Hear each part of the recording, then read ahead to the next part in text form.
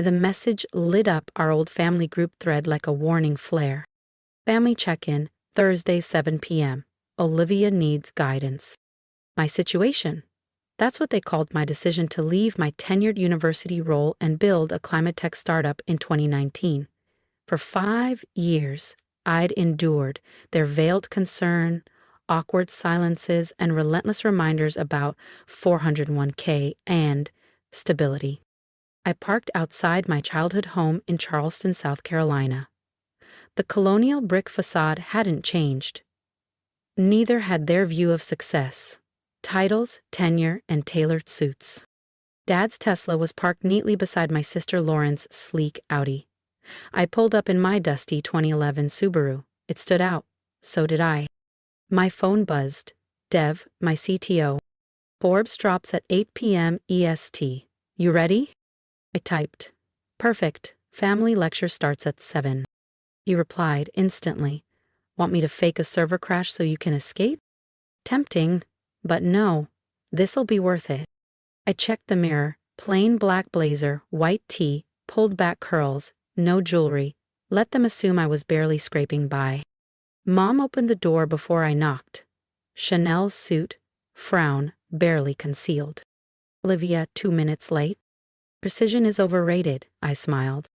Not in business, she sniffed, guiding me into the parlor. It was staged like a corporate ambush. Dad flanked the fireplace. Lauren and her husband Colin occupied the leather settee. Aunt Moira, Mom's sister, sat poised with a notepad. And of course, Allison, Lauren's best friend and smug management consultant. Lauren greeted me with a glossy grin. Cute blazer, Zara. Thrifted. She blinked. Sustainable, I added. Dad cleared his throat. Let's begin. We're here because we're concerned about you, Olivia. I took the most awkward, creaky chair in the room, positioned perfectly to face every skeptical expression. Concerned about your decisions, Mom corrected. 5 years ago, you had everything. Tenure track at Georgetown, that beautiful loft in D.C. And Evan, she added sharply, the financial analyst they'd practically married me off to in their heads, before I ended the engagement and launched my own company. And now, Dad gestured vaguely, a 1-bedroom rental above a bakery and a car from 2011. You've thrown away a future for some climate tech thing? Startup, Colin chimed in helpfully, eyes gleaming with condescension. Though let's be honest, startups only work if they scale. Your sector's oversaturated. You'd need major capital just to compete. I almost laughed.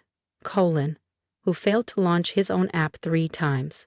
Colin, who pitched a green energy idea last month to one of my shell firms and got rejected again. We just want to help, Lauren said sweetly. It's not shameful to walk away from something that isn't working. Georgetown would rehire you, Aunt Moira offered.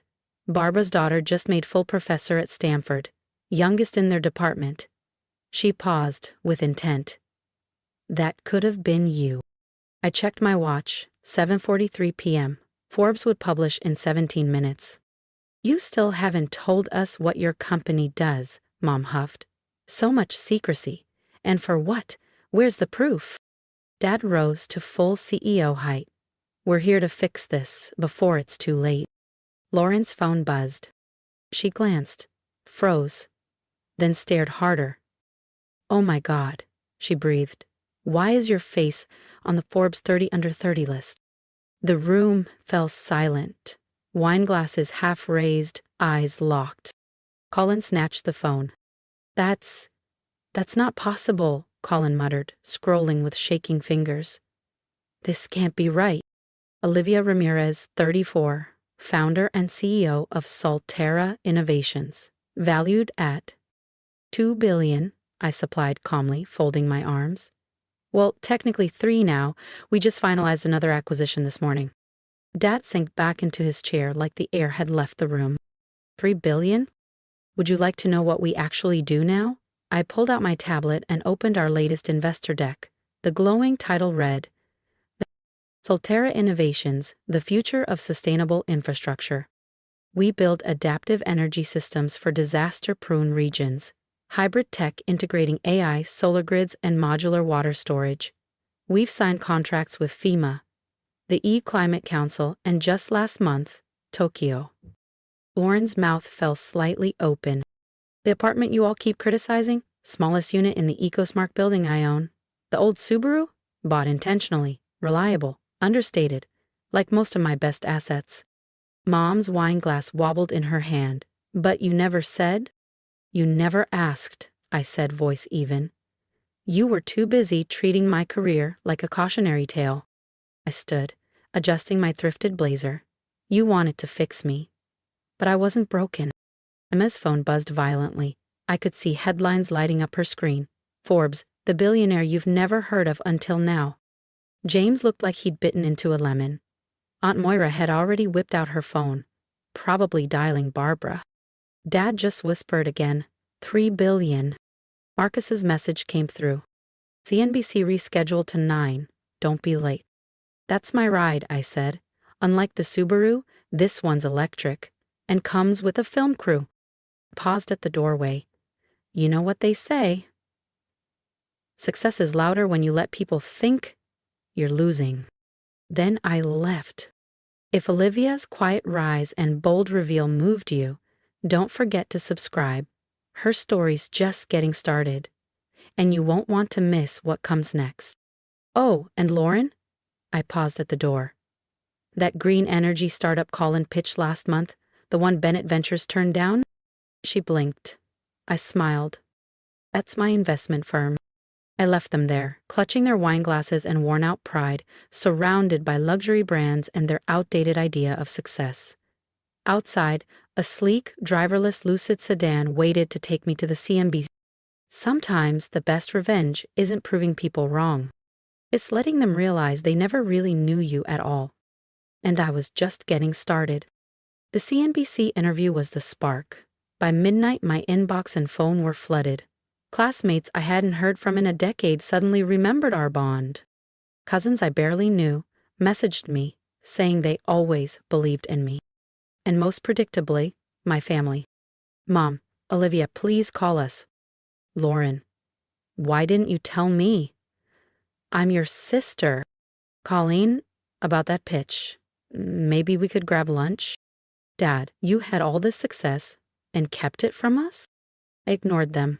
Marcus's message lit up my screen. Solterra stock up 12%. Tokyo's live. Board's ready for tomorrow. By morning, I walked through Solterra's headquarters, glass, light, and code humming through every surface. The security guard gave a crisp nod. Good morning, Miss Ramirez. Aya, my executive assistant, met me at the elevator. Your family's been calling since 6. Your mother even tried to charm her way past reception. I laughed softly. Protocol? Followed. Of course. Any other surprises? Lauren just posted about her brilliant tech CEO sister. Tagged you. I waved it off. Let her chase the clout. My top-floor office was sleek, private. Screens showed silent news headlines. Solterra CEO quietly redefines climate tech. $3 billion 0 cents empire built in plain sight. A nod. Ms. Ramirez, your 9 a.m. is here. I turned, expecting a VC. It was Evan, the ex-fiancé my parents never forgave me for walking away from. Olivia, he said, attempting that same practiced grin. You look successful. I look exactly the same as when you called my startup dreams adorable and said I'd be back in 6 months, I replied, staying comfortably seated. He shifted. Your mother may have mentioned your company had offices here. I thought, given our history, I interrupted. You should remember, I don't entertain people who once told me tech was for men with MBAs, not women with idealism. He flushed. You also said, and I quote, they'll always hire someone like you in consulting. Diversity hires are in fashion. I pressed the intercom. Maya, please escort Mr. Lang out and update security protocols. As Evan was led away, my actual 9 a.m. arrived. Sarah Chin, the legendary VC behind 5 unicorns and counting. Entertaining morning? She asked, glancing toward Evan's exit. Just clearing old clutter, I smiled, pulling up our deck. Shall we talk about the future instead?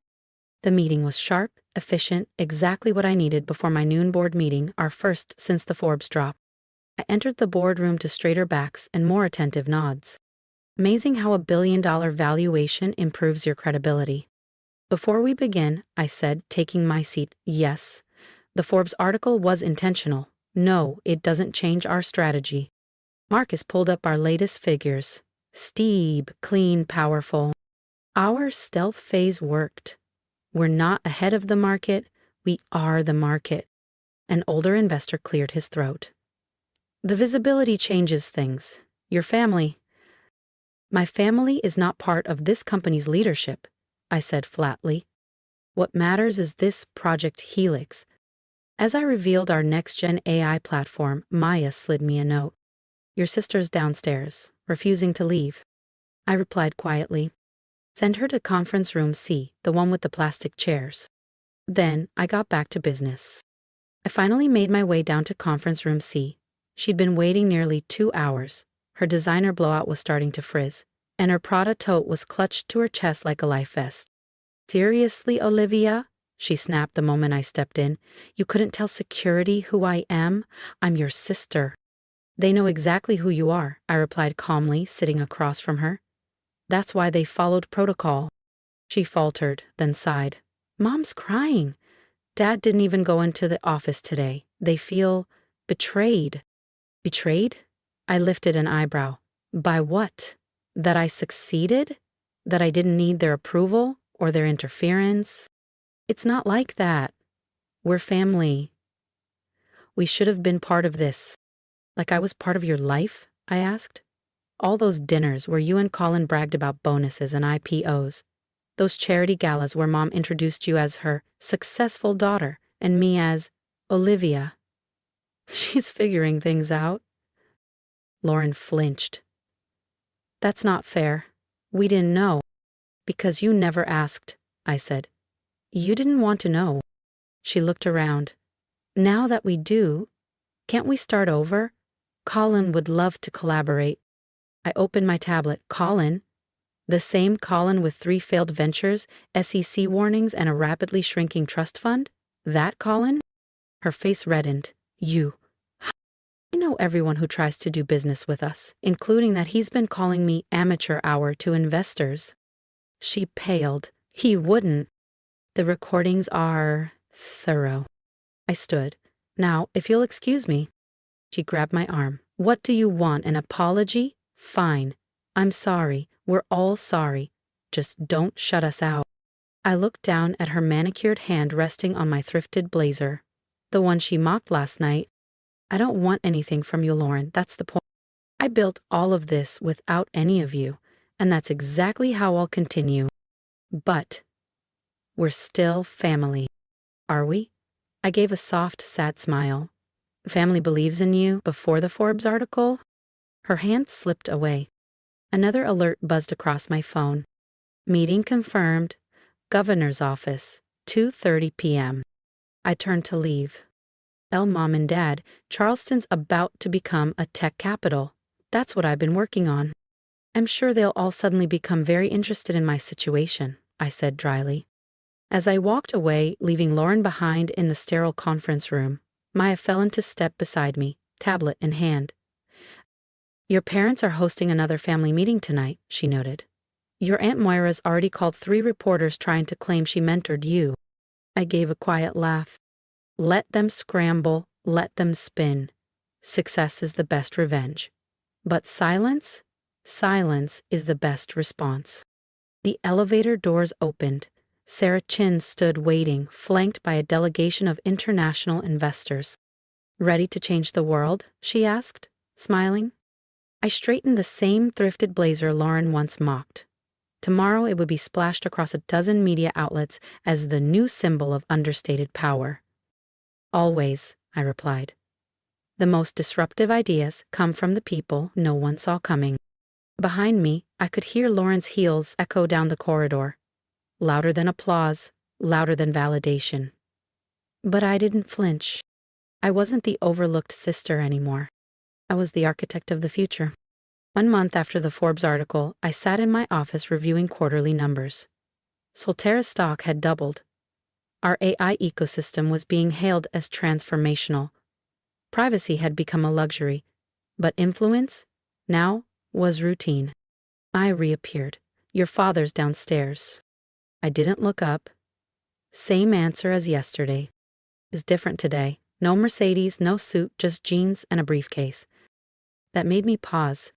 Richard Ramirez, global strategy guru, wearing jeans. I pulled up the lobby feed. There he was. Smaller somehow. Quiet. The briefcase sat on his lap, untouched.